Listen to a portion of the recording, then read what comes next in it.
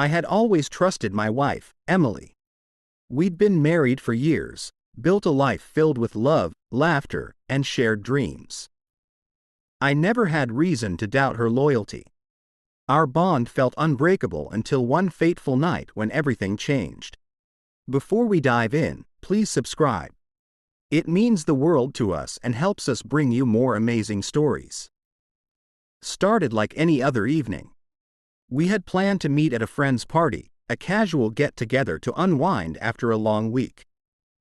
I finished work early, excited to see Emily and enjoy some time together. I was on my way to the party when I got a message from her. "Out with the girls, see you later." But something about the way she phrased it felt off. It was already late and my gut told me something wasn't right. I shrugged it off at first, telling myself I was overthinking. But as I continued driving, the feeling wouldn't go away. I glanced at my phone again, almost absent-mindedly scrolling through messages when I noticed a notification from an unknown number. It was a video. My heart skipped a beat. I opened it and the screen froze for a moment. What I saw next hit me like a punch to the gut. The video showed Emily laughing and smiling at a man I didn't recognize. They were standing outside a building, clearly too close. And then the worst part, he pulled her into a kiss. A long, passionate kiss. I couldn't breathe. My stomach twisted. And for a moment, I thought I was going to collapse. The woman I'd loved for years, the woman I thought I knew, was kissing another man in full view of a camera. My mind went blank. I kept watching, unable to look away, as the two of them embraced, clearly lost in each other. The video ended abruptly, leaving me in a state of shock. I knew I couldn't go to the party now. I had to get home. I had to confront her. The world around me blurred as I turned my car around. The pain, the betrayal, it all felt overwhelming. My hands were shaking as I drove, and I could hardly focus on the road. I kept replaying the video in my mind. Her smile, her eyes, the way she looked at him. The trust one thought I had in her crumbled with every mile I drove. How could she do this to me? How long had this been going on? I couldn't understand it. By the time I got home, the weight of what I had seen was suffocating. I opened the door quietly, unsure of what to expect. I called her name softly, but there was no answer. I walked through the house, my footsteps heavy, until I found her in the living room sitting on the couch. She was on her phone. And when she saw me, her eyes widened in shock, clearly startled by my sudden appearance. "Hey," she said, her voice trembling slightly. "You're home early." Her face drained of color as she looked at me. And I saw the panic in her eyes before she even spoke. There was no hiding it now. She had been caught. "Emily," I said, my voice steady despite the storm raging inside me. "What's going on? Who is this?" She opened her mouth to speak, but the words caught in her throat. Her hands were shaking and I could see the guilt in her eyes. She took a deep breath, wiping away a tear as she finally spoke. I didn't mean for it to happen," she whispered. "I never wanted to hurt you.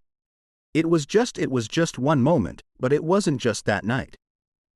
I've been feeling I don't know. You've been so busy." And he just listened.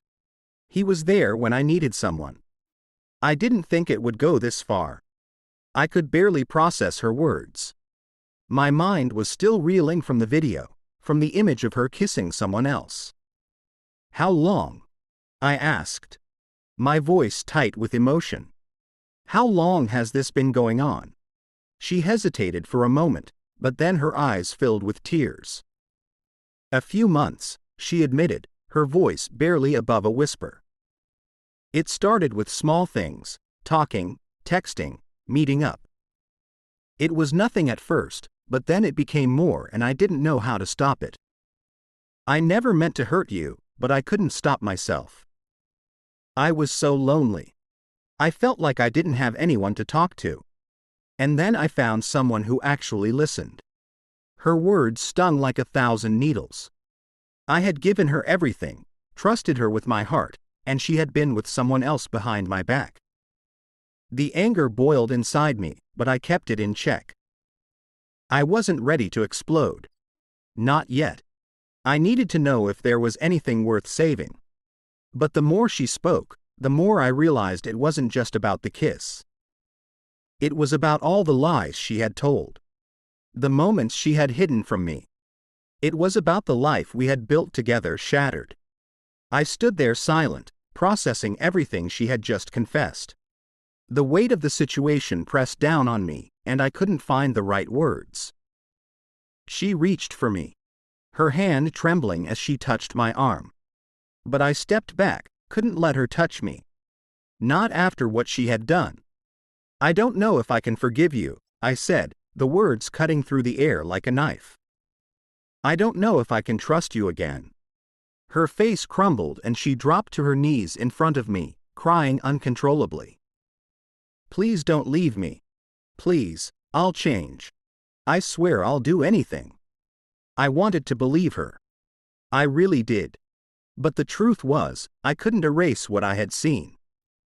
I couldn't pretend everything was okay. Not anymore.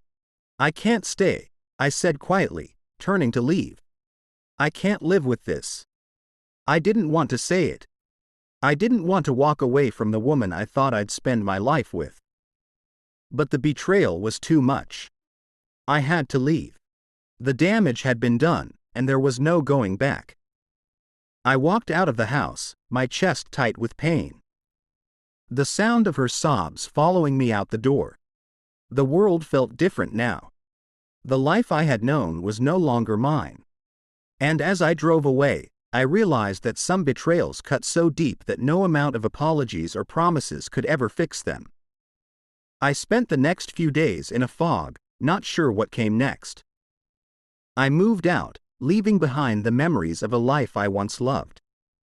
The pain was unbearable, but I knew it was the only way I could move forward. Some betrayals aren't just about the act. They're about the trust that's broken, the love that's lost. And sometimes the hardest thing to do isn't to fight for the relationship, but to fight for yourself, to walk away even when you still love them. Would you be able to forgive someone who betrayed you like this? What would you do if you were in my shoes? Let me know in the comments. And if you want to hear more stories like this, don't forget to subscribe. Sometimes the hardest decisions lead us to the greatest freedom.